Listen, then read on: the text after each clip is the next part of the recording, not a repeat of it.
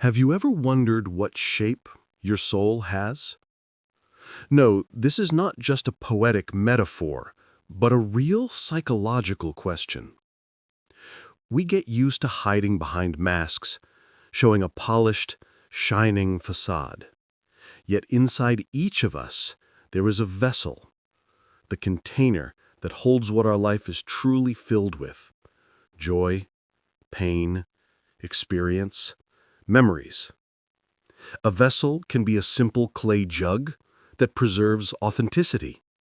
It can be an old silver goblet that carries ancestral memory.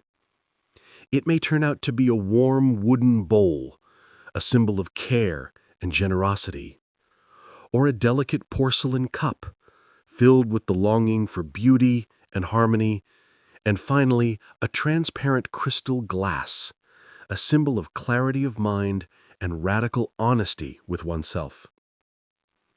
Carl Gustav Jung said that symbols are the language through which the unconscious speaks to us. That is why your choice is never random. It always reflects what your soul is living through right now.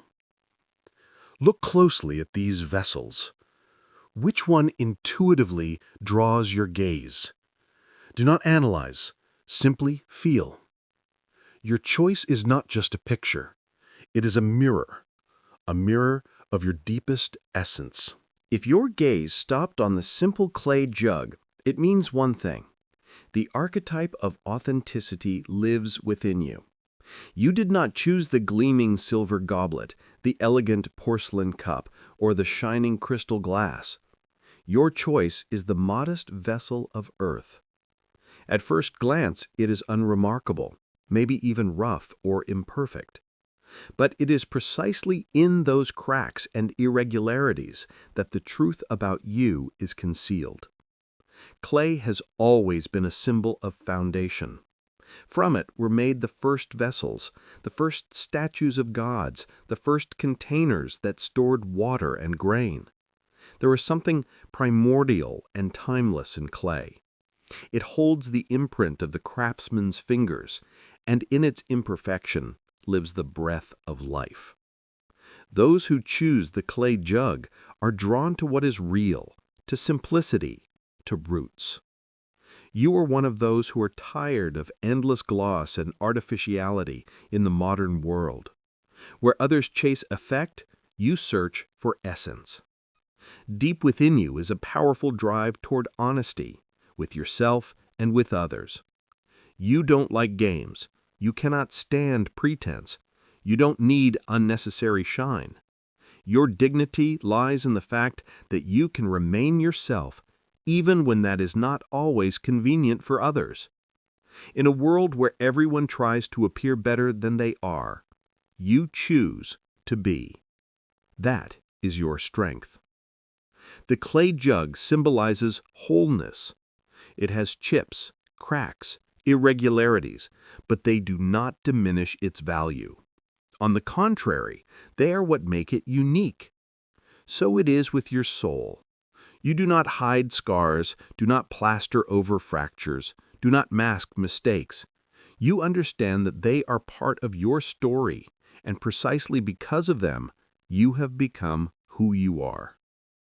You are a person of the earth. There is much stability, groundedness, and practicality in you. It is hard to knock you off your path. You stand firm, like roots going deep into the soil. You rely on real experience, on simple but timeless values, sincerity, loyalty, straightforwardness. You trust what can be touched, tested, lived through. Yet this strength has a shadow side. Sometimes your attachment to simplicity and concreteness turns into stubbornness. You may close yourself off from the new because it feels unreliable or overly ornate.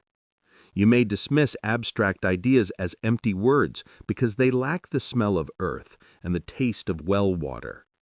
Here lies a risk. The world changes, and if you cling only to the familiar, you can miss the chance to grow. You are direct, sometimes too much. Your honesty can wound because you see no point in pretty phrasing and extra words. You may say straight out what you think, and the person next to you will experience it as a blow. Yet behind this severity there is no malice, only a refusal to play someone else's games. In relationships, you choose depth, not breadth. You may not have many friends, but each has been tested by time and trial. You know how to be faithful, and people feel safe beside you.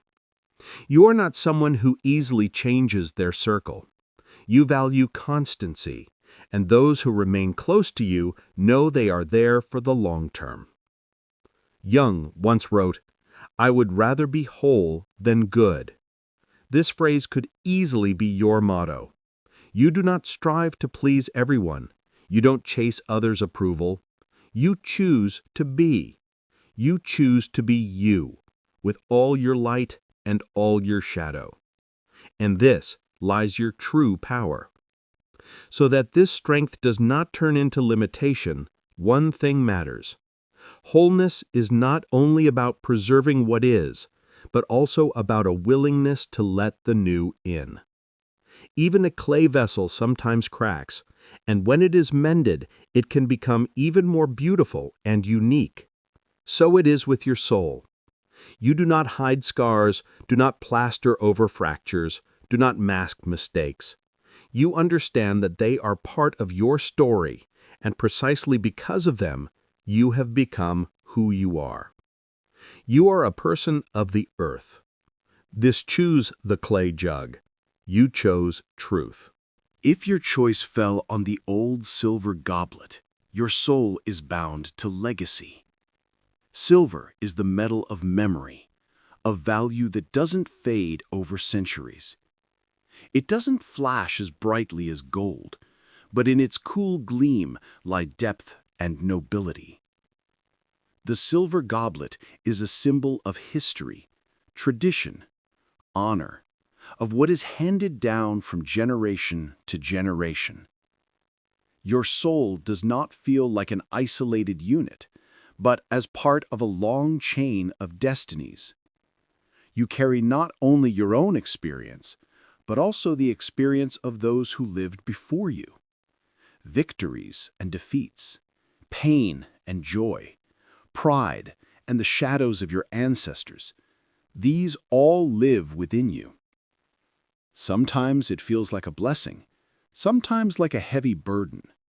But there is no escaping it. Your soul knows it is woven into the fabric of history. You value tradition, keeping your word, and acts that carry dignity. You don't need loud displays of power. You bear it in your posture, in your gaze, in your unspoken code of honor. Intuitively, you understand that a human being is more than their whims and desires, that we are reflections of our family, our culture, our humanity, and you carry that awareness. The silver goblet remembers much. It has witnessed feasts and funeral meals, felt the joy of victory and the bitterness of defeat, heard oaths of loyalty and words of betrayal. It has held the wine of celebration and the bitter poison of pain. When you choose this vessel, you acknowledge your life too is part of a great drama, a great legacy in which we are all links of one chain. With this greatness comes a test. Your sense of belonging to tradition can become both strength and shackle. Sometimes you feel you must live up to others' expectations, that you must be worthy, strong, impeccable, that you have no right to fail because behind you stand your ancestors and your history. This weight can press hard on your shoulders. Your path can start to feel less like free choice and more like a heavy yoke. Sometimes you fear being the weak link, the one who drops the goblet, who breaks the chain. That fear can give rise to a persona, a mask of nobility, control, and outward composure. Even when passions rage within, you try not to show them to the world because it feels unworthy. Because of this, you may appear cold, distant, or proud, though this is only armor behind which a living, vulnerable soul hides. You know how to keep a secret. You know how to keep your face when your world is falling apart. But behind this strength often stands deep exhaustion. No one can forever be the perfect guardian. Inside, a voice asks, "Who am I without all these roles? Without the family crest, the story, the silver?" Your challenge is to learn the difference between tradition and stagnation, to honor the past without becoming its prisoner. You are not a museum curator. You are a living human being. You have the right to feelings, to mistakes, to spontaneity. True nobility is not about clinging to the old, but about daring to create the new while staying rooted in what came before. When you choose the silver goblet, you choose memory. And you also choose the task of learning to fill that goblet with new content. Content that may be bold, unexpected, untraditional, but yours. Jung wrote, "I am not what happened to me. I am what I choose to become." This goblet reminds you the same truth. You are not obligated to be only a reflection of the past. You can be a bridge between past and future. You can pour new wine into an ancient cup. And then the silver will shine not only with memory, but with the living light of the present. If your gaze fell on the carved wooden bowl, your soul is seeking warmth, simplicity, and a natural way of being. Wood is a living material. It breathes, ages, cracks, but within it remains the energy of earth and sun. Unlike cold silver or transparent crystal, wood feels closer to the body, to the heart, to home. Your choice says that deep within you lives a desire to be a source and a support for others. You are someone who fills the space around you just as a hearth fills a house with warmth. Your soul is built in such a way that it gains strength whenever it gives. You fill others' vessels with care, support, and attention, and in those moments you feel alive and needed. It is natural for you to share what you have, to offer food, help, advice, presence. There is no pose in this and no desire to look good. This is simply your true nature. This bowl seems carved from the solid wood of your heart. Its grain holds your roots, your bond with nature, with life, with the simple cycles of existence. You know how to rejoice in small things: the smell of fresh bread, a child's laughter, an evening talk with loved ones. In your world, value is not measured by likes or status, but by who sits at your table, who is willing to break bread with you. Yet where your strength lies, a shadow can hide. By giving too much, you risk emptying yourself. You are so used to being a source that you forget to refill your own bowl. Sometimes you don't even notice how you become surrounded by those who only take and never give back. You smile and say, "It's fine," while inside everything burns with fatigue and resentment. Your generosity can turn into control. Where you wish to care, overprotection can appear. You may protect and help so persistently that others can hardly breathe beside you. This is the shadow side of your soul, the need to be needed at any cost. For if you stop giving, what is left? Jung wrote that the archetype of care is one of the strongest and most dangerous. It can turn love into dependency and kindness into a trap. Your task, therefore, is to learn to care for yourself as well. Filling your own bowl is not selfishness. It is the condition without which you cannot keep giving. You know what it means to be a pillar of strength, but it is just as essential to sometimes let yourself be weak, to let others support you. That is true maturity. the ability to receive help, not only to give it. Your choice of the wooden bowl is the choice of a soul whose meaning lies in connection, relationships, warmth.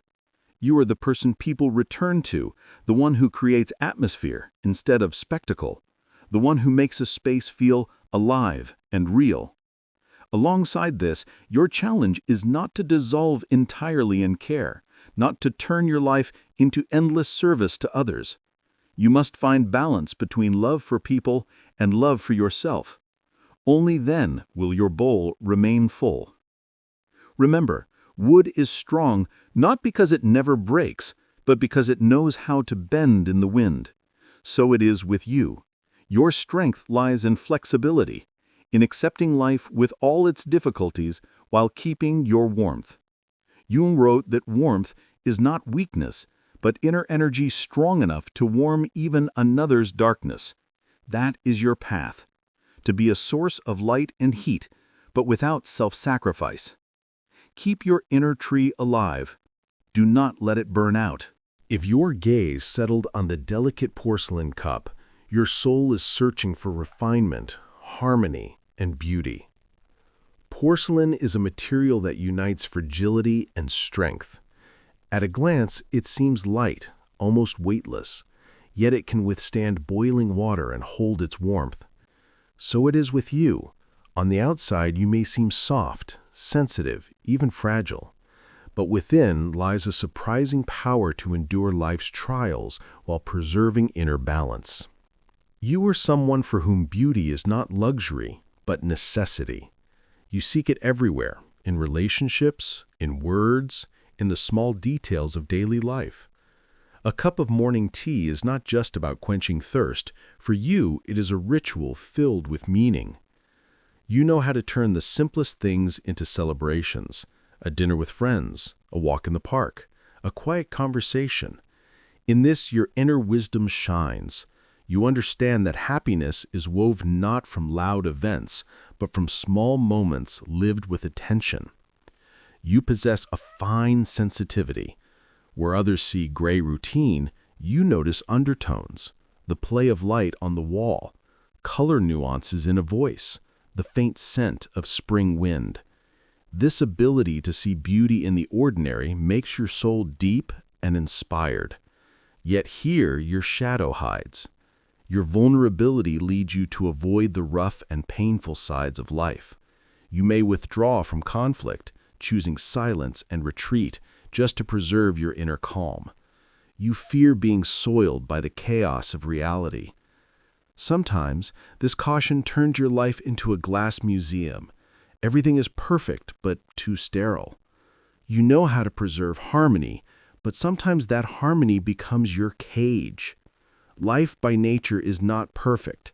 It is full of noise, passion, emotion, and pain. If you try to avoid all this, you risk losing your taste for what is real. Your delicacy can turn into cold distance, into subtle snobbery, into contempt for the coarse joys of ordinary people. Jung once said, "Depression is like a lady in black. If she comes, don't shoo her away. Invite her in, offer her a seat, and listen to what she has to say." You often try to chase away everything that spoils your perfect interior, rough emotions, harsh words, heavy experiences. Yet depth lurks precisely there. While you avoid them, they begin to rule you from the shadows, bursting out as passive aggression, sarcasm, or sudden waves of melancholy. Porcelain is fragile, but its beauty lies also in this: even when broken, it can be restored. Remember the Japanese art of kintsugi, the technique of mending cracks with gold, transforming scars into decoration. So it is with your soul. It too must learn to accept its imperfections, to allow itself to make mistakes, to be angry, to suffer, to fall. All of this will also be part of your beauty, only deeper.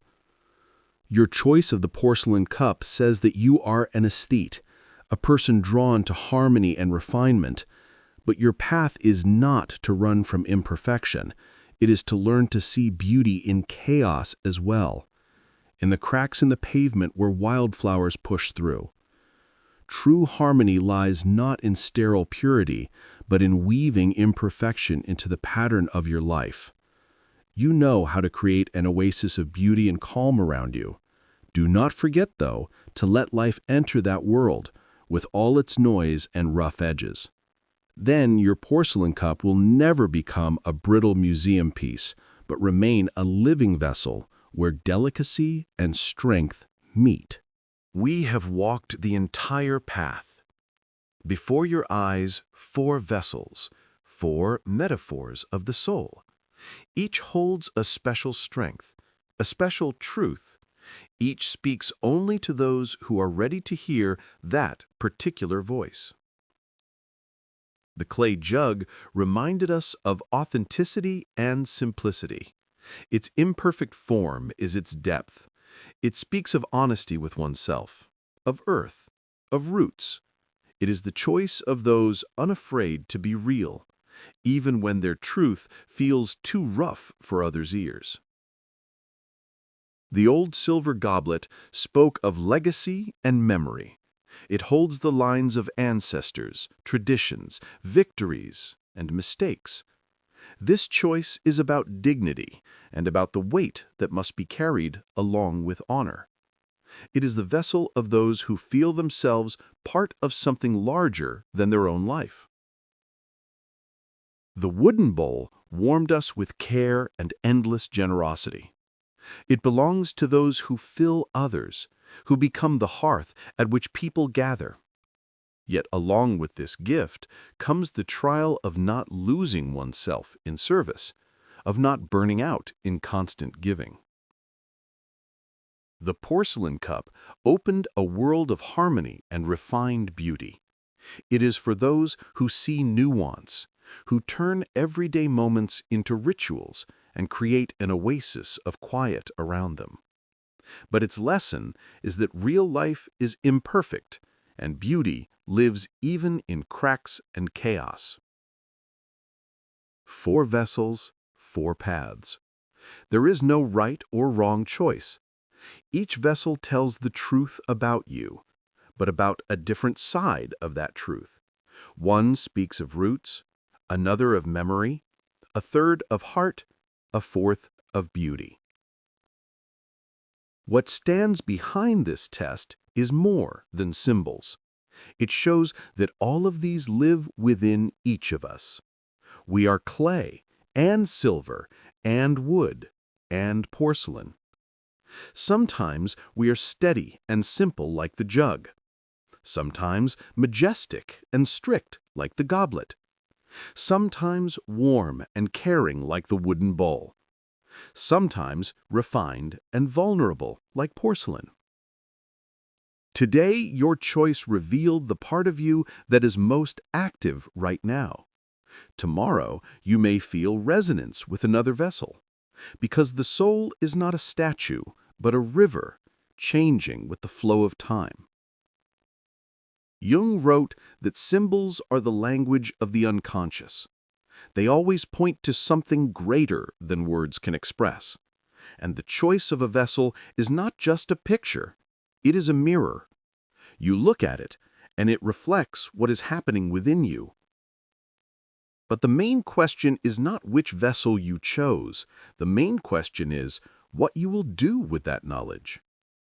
Will you be able to accept your cracks, your weight, your warmth, or your delicacy? Will you allow yourself to be who you are without masks and filters? This test has not given you ready-made answers. It has only opened a door. The rest of the journey is yours.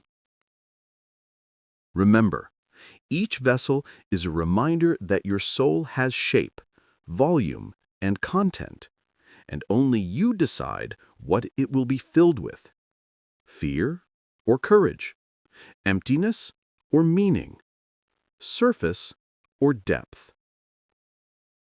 Now, one last question. Which vessel did you choose? And how closely did its description match what you feel inside? Share it in the comments. This is not just a formality. Your response may become a key for someone else who is also searching for themselves. And if this content helped you look inward, support it in the simplest way. Like, subscribe, share. For you, it is a second. For the creators, it is the support that gives strength to keep making deep, thoughtful work. Thank you for staying until the end. Thank you for your courage to look inward. And remember, your soul always holds more than you are ready to admit. The vessel is only the form. What truly matters is what lives inside.